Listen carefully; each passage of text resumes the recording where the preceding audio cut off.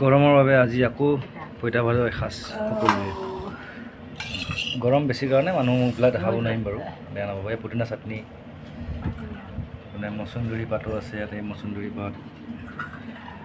আজি বৃহস্পতিবাৰ, আমাৰ দেহা বাবাৰ সাঁজটো, এই মানুহগৰাকীৰ সাঁজটো, মোৰ সাঁজ একদম সুন্দৰভাৱে। ভাতকেৰেলা পিটিকা, তিতাকেৰেলা পিটিকা, তিতাকেৰেলা ভাতকেৰেলা একেলগে পেলাইছে নহয়? নেমুটেঙা আছে, নেমুটেঙা আছে, আলু পিটিকা এক্সট্ৰা, পুদিনা, কঁঠাল গুটি আছে। কঁঠাল গুটি শেষেই হ'ল খাওঁতে খাওঁতে। কঁঠাল গুটি বঢ়িয়া, সুন্দৰ এসাঁজ। আচল জুতিটো এতিয়া হ'বহে। নেমু টেঙা অলপ চেপি ল'ম, নেমু টেঙা আছে গোটেইখিনি মিলাই লৈছোঁ, নিমখ চেমখ দি নেমু টেঙা চেপি লৈছোঁ অলপ। আলু পিটিকা আছে, ভাতকেৰেলা পিটিকা আছে, তিতাকেৰেলা পিটিকা আছে, পুদিনা চাটনি আছে, কঁঠাল গুটিও আছে। সকলোখিনি এবাৰ সংমিশ্ৰণ কৰি লৈছোঁ, কৰি ভালকৈ মিলাই লৈছোঁ। ইয়াৰ নিমখ অকণমান লৈ ল'ম এতিয়া, লৈ লৈছোঁ, নিমখ লৈ লৈছোঁ